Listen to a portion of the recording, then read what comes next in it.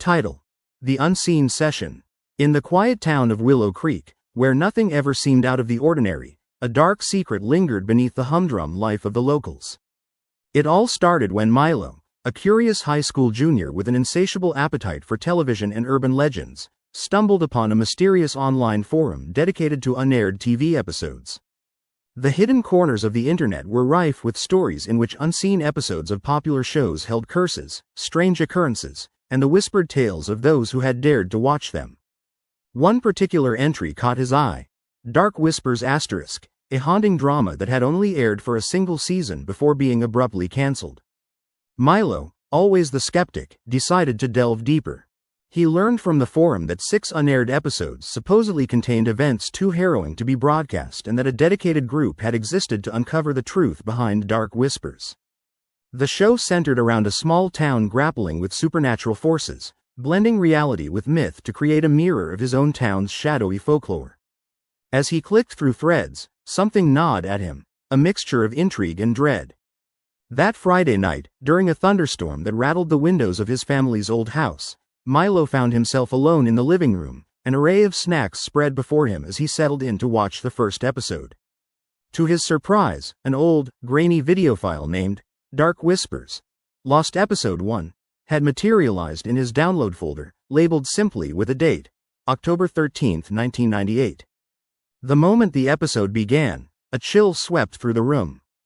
It opened with a long, panning shot of a small town street, eerily reminiscent of his own, with characters so familiar they could be mistaken for his neighbors.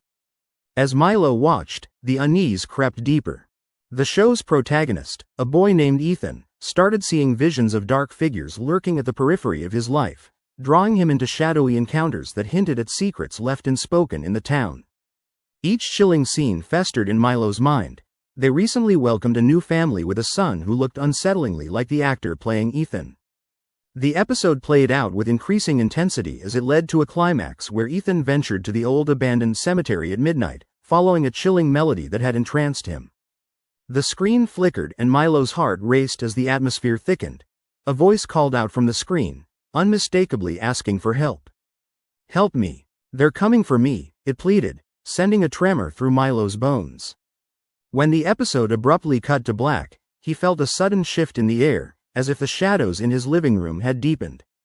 Ignoring the ominous atmosphere, he clicked to the next episode, adrenaline coursing through his veins. But this episode was different. It felt like a fever dream, disjointed and haunting, as if glimpses of Ethan's world merged with reality.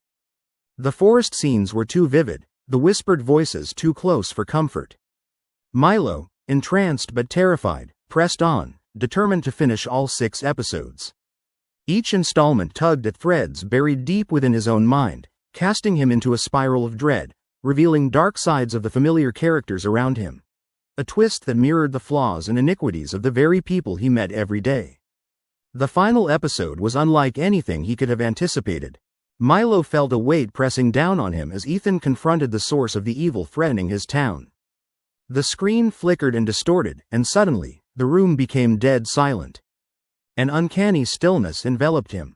And then, a voice broke the silence, his own. It echoed through his mind, mouthing the words he hadn't yet spoken. "Help me. They're coming for me." The curtains fluttered, dim light flickered, and Milo, paralyzed, finally understood the chilling truth.